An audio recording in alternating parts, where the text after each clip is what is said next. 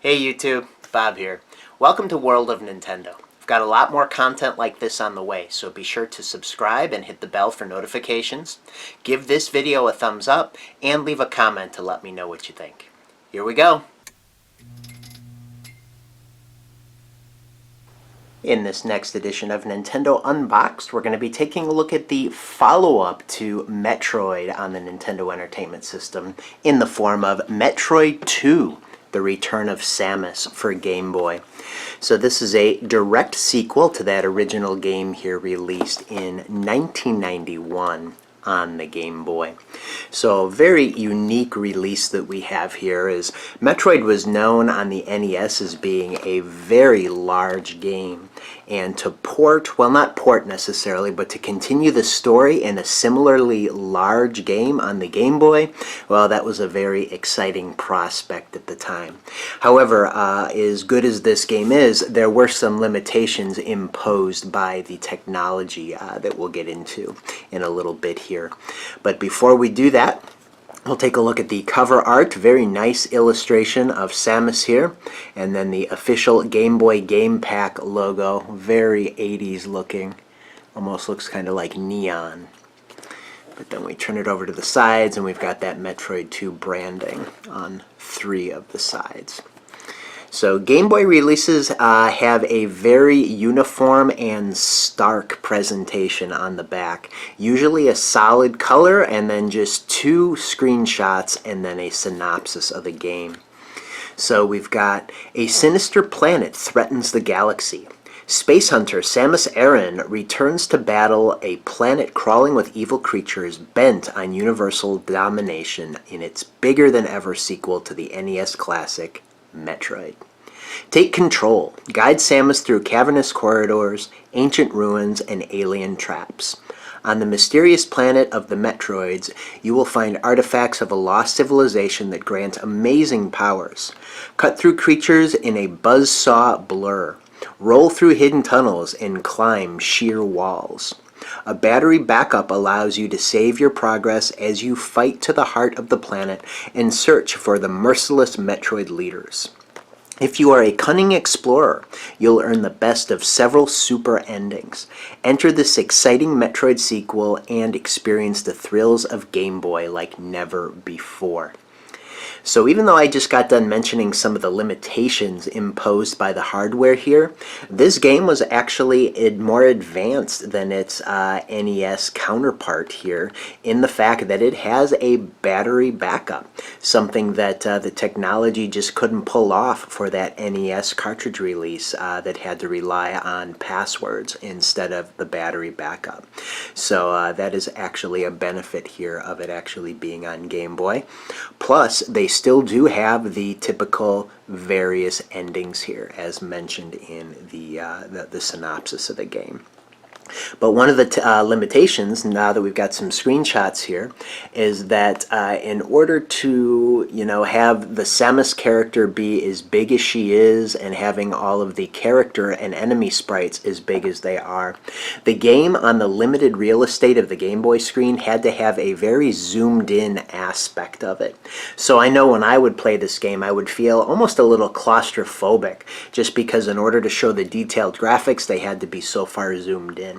And you often wondered what was above you or behind you or ahead of you. But it's still very playable. It's just a different aspect you kind of have to get used to on that smaller Game Boy screen. So let's take a look and see what we have in the package here. I believe this might be my first Game Boy unboxing, so I'll go through a little bit of the standard issue here, what you would get. No foam block in the bottom of the box like you would see with NES games, because you have this clear plastic retainer tray that holds your game. And even though it's in the hard shell protective case here, they still do put it in a little baggie for you, which is interesting. So you got the little bag, and then your Game Boy game pack is in this hard plastic protective case.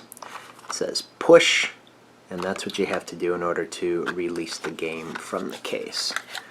So here is the Game Boy cartridge for Metroid 2.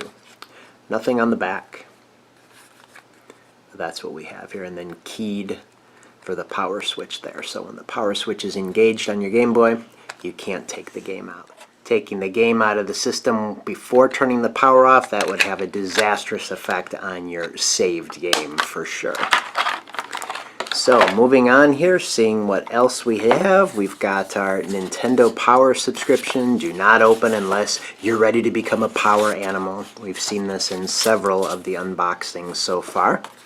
And then we've got a poster here. Now you're playing with portable power. Kind of a continuation of the now you're playing with power and now you're playing with superpower slogans we saw on the NES and Super NES posters. But here we've got kind of an advertisement for some of the popular first-party games at the time and some of the hardware accessories. There's a little bit of a hip pouch there, and then the AC adapter. Well, that's just not an AC adapter, it's a battery pack. You can charge that and then bring it with you. Imagine having to bring both of those bricks around with you. That huge AC adapter type of thing, and then the Game Boy. But of course, these were the types of posters that we hung up in our rooms or our basements or wherever we played our games. Little did we know they were actually kind of advertisements too. And then on the back, another advertisement. Subscribe to Nintendo Power. Get the power. Nintendo Power. So that brings us to the instruction manual. What do we have here? Metroid 2, Return of Samus. Got a blue motif going on there, very simple. Now if I remember correctly, Game Boy manuals, they're usually presented in black and white. Or I guess black and red or black and gold, but I don't think we're going to see too many color screenshots here. Of course, because it's Game Boy, but usually it's not full color. It's kind of a two-tone thing like we have going on here.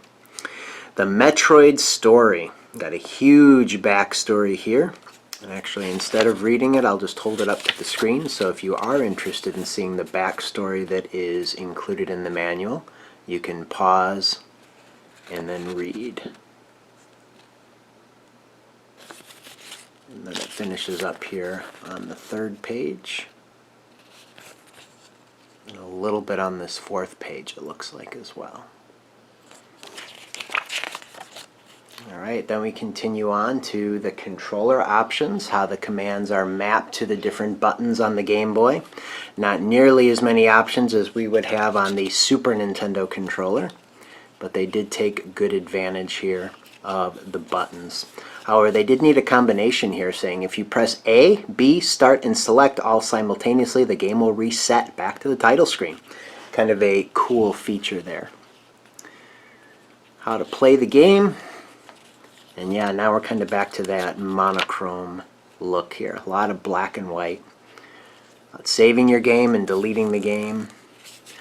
Map there of SR388. They threw in a little bit of red color there. But yeah, I always remember the Game Boy manuals being a little bit more simplistic than the earlier NES manuals for like Metroid, for example, and for sure the Super Nintendo manuals as well.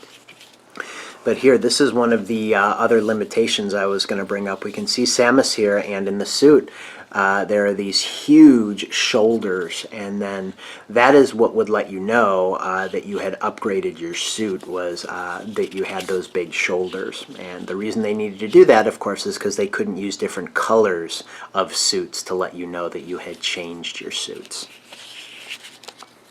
So a little bit of a limitation there, but it was a design cue that has stuck with Metroid pretty much ever since. So all the items found in the Chozo statues.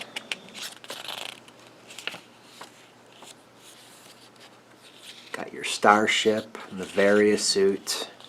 So yeah, here you can see this is what Samus looks like with the standard suit, and then upgrading to the various suit with the shoulders. All because of the technical limitations of the Game Boy. Can't have two beams simultaneously, but there are lots of beams. Ice, wave, spacer laser, plasma. All the different enemies here. We've got some nice illustrations, even though they're kind of in monochrome, got a black and red thing going on, but we do get to see the pixel art, which is really important for Game Boy too, because Game Boy wasn't able to have as much detail because of the lack of color. So being able to see what you'd actually see on screen is very important here. Gotta love Glug. Really, really interesting names here. So many, too. Several pages here of a bestiary. Got really creative in the face of graphic limitations here. The Metroids and mutations, and then some illustrations of Samus Aran. All three here shown with the various suit upgrade. And we've got our 90-day limited warranty. Usually how these manuals close out. So that is Metroid 2 Return of Samus for the Game Boy. Hope you enjoyed the video and the Nintendo Unboxed series. I'll have more unboxed videos coming very soon, along with some other content. So keep an eye on World of Nintendo. Until then, take care.